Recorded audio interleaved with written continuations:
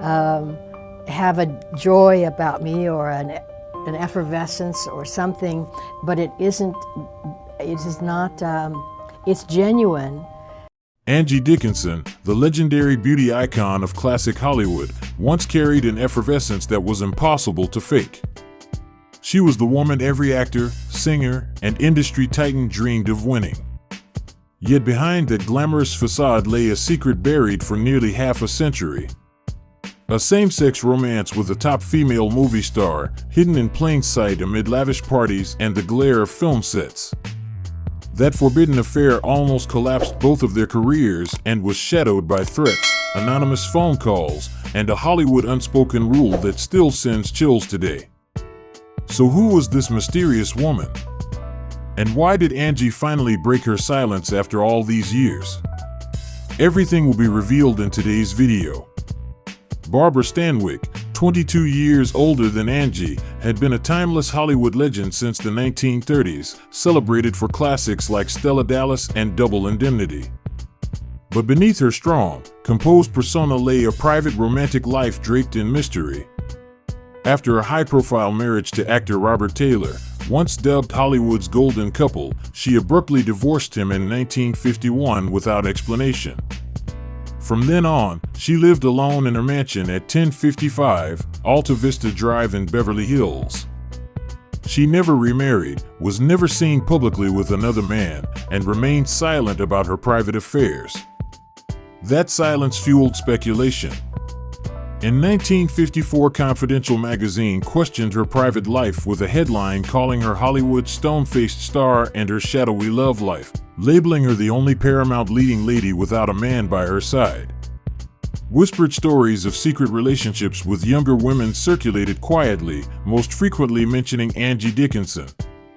Between 1955 and 1957, Angie and Barbara were frequently seen together at lavish parties hosted by director Howard Hawks and screenwriter Charles Brackett.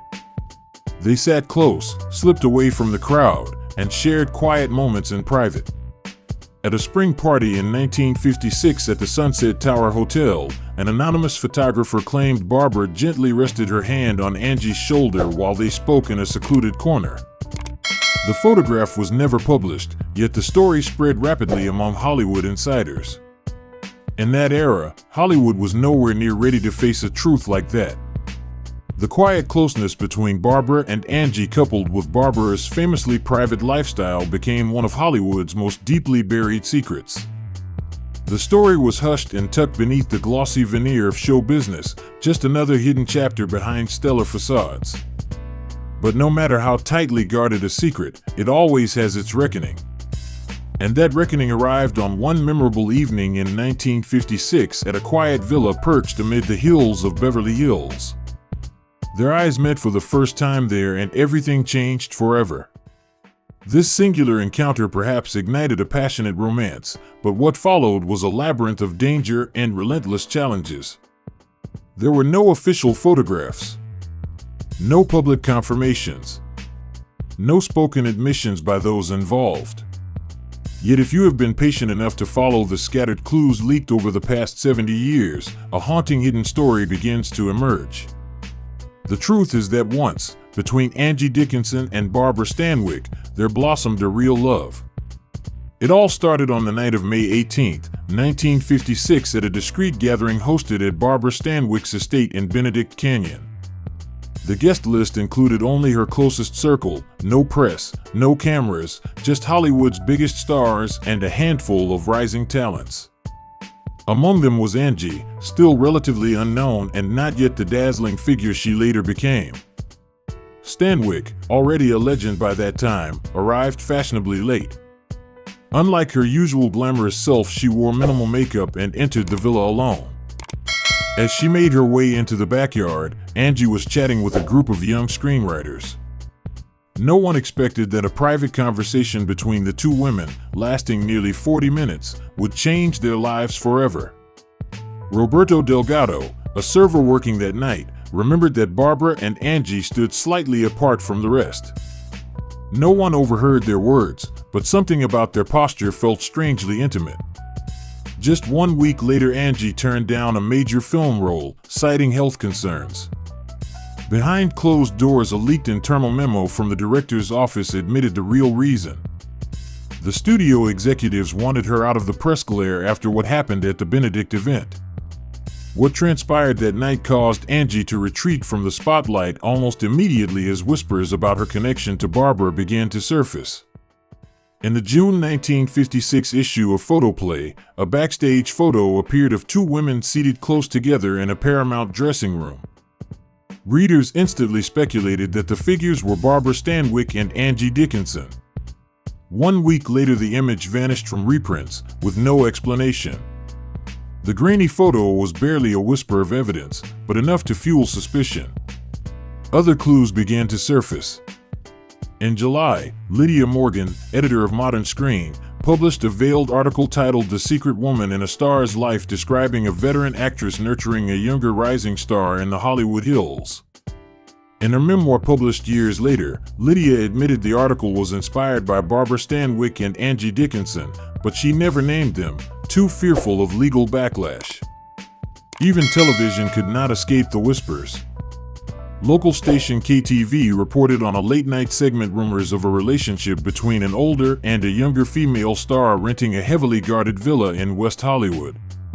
No concrete proof emerged, but the detail of a pearl-colored Cadillac parked outside 731 North Harper Avenue, Barbara's known personal car, was a coincidence too precise to ignore. Things became more tangled. Barbara's longtime chauffeur was abruptly fired after allegedly admitting he once drove both women to synagogue but dropped them off separately. A production secretary recalled Angie refusing to film on location outside Los Angeles, citing reasons unrelated to her health.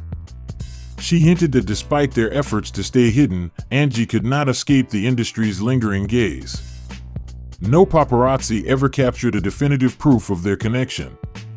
Yet rumors continued to swirl. A Paramount board member later confessed, "Nobody spoke of it aloud, but everyone knew they were hiding something." Then the inevitable happened. A secret love between two famous stars began to slip into the public eye. A relationship with no future yet too intense to abandon. And one cold, undeniable fact confronted them both: no secret can remain buried forever. In July 1958, everything changed. At Venice Beach, Angie Dickinson and Barbara Stanwyck were photographed in a deeply suggestive moment, holding hands, their eyes locked in an affection that could no longer be hidden. Initially, the Los Angeles Times declined to publish the image, but it soon appeared on the front page of the Hollywood Gazette under the explosive headline "Friendship or Something Deeper Between Two Stars." That headline hit Hollywood like a bombshell, thrusting everything into chaos. Their peaceful secret life shattered. The press descended mercilessly, weaving tangled stories about their connection. Their privacy was ripped away, and their lives descended into an irreversible crisis. Confidential magazine quickly capitalized on the scandal, publishing a mocking expose on Barbara Stanwyck. They dived into her past. Though she had married actor Robert Taylor in 1939, their marriage ended abruptly in 1951 with no explanation. Since then, she lived alone in her mansion, fueling speculation and tabloid fantasies about her love life. What few people knew was that Barbara Stanwyck herself had long been the subject of rumors regarding same-sex relationships. Industry insiders often whispered that despite her marriage, her true emotional bond had been with Mercedes de la Costa, a respected Hollywood screenwriter. Though the relationship was never confirmed publicly, it remained a haunting and unspoken thread in Barbara's private legacy. Now even the faintest hints of that hidden past were being dragged into the spotlight. Angie Dickinson, though unrelated to Barbara's history, found herself forced to bear the consequences. Every gesture she made, whether deliberate or not, was magnified and dissected in the public eye. She was accused of pulling Barbara into disgrace, confronting headlines dripping with malice such as "Dickinson, the woman daring to break all of Hollywood's rules." The articles came relentlessly, leaving Angie with no refuge. Amid that firestorm stood Frank Sinatra, Angie's longtime friend. But rather than supporting her, he intervened using the same power and pride that made him one of the most formidable figures in show business. Frank had backed Angie from her early days, when she was still unknown. But once her connection to Barbara became public knowledge, he could no longer remain passive. Feeling threatened by the backlash, he insisted Angie end the affair. "You cannot let this ruin your career," he warned. "Hollywood will never forgive what you are doing." His control became suffocating. He orchestrated all of Angie's public appearances, making sure Barbara was never seen near. His assistant, Peter Lawford, began meticulously monitoring Angie's schedule. On one occasion, when Angie didn't answer Frank's call, someone was sent to her apartment just to check that she was safe. Meanwhile, pressure from the media continued to build. Gossip publications such as Screenland and Modern Screen fanned the flames, turning her life into a circus. In Hollywood Life, an article titled "The Price of Fame" bluntly stated that love, even between two women, could not survive in a society bound by archaic norms. A symbol of femininity, they claimed, could not engage in a same-sex romance. The article depicted both women as disgraceful outcasts under the Hollywood spotlight. Angie, though she still met Barbara in secret, began to feel the distance growing between them. A close friend later remembered Angie telling her that she felt like she could not breathe under all the pressure. Frank and the media had taken nearly everything, and she had nothing left to hold on to. But perhaps the most painful revelation for Angie was that Frank's intervention had not come out of love or genuine concern. It was to protect his own image. He made her collateral damage in his campaign to preserve Hollywood's illusion. Angie realized she had never been his priority. On October 15, 1958, everything reached a breaking point for Angie Dickinson. In a hotel room in Beverly Hills, a suffocating silence filled the air. Angie sat still beside the telephone, her face lit only by a dim shaft of light through the window. Her expression was clouded by confusion, her eyes hidden under a layer of deep turmoil. She waited for a call from Frank Sinatra. That call felt like her final push, the turning point she could no longer avoid. A week before, Frank had called, not to offer advice, but to deliver an ultimatum. His voice was cold and sharp, leaving Angie breathless. "I do not want to hear anything else," he said. "You choose me or Barbara." Angie heard fury in his tone.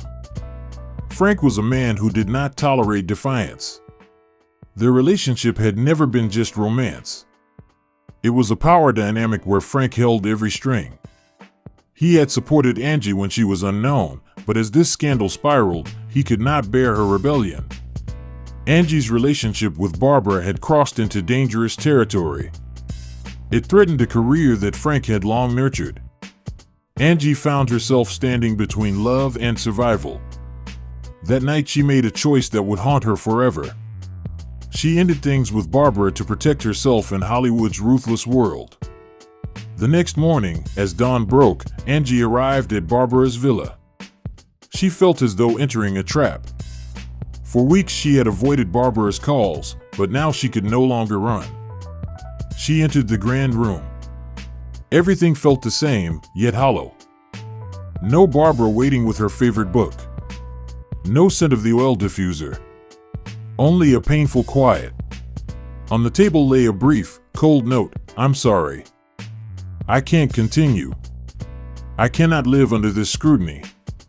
I cannot hold on to this relationship when the world has turned its back on me." With nothing more, Angie walked away and left Barbara's life. No explanations. No second glances.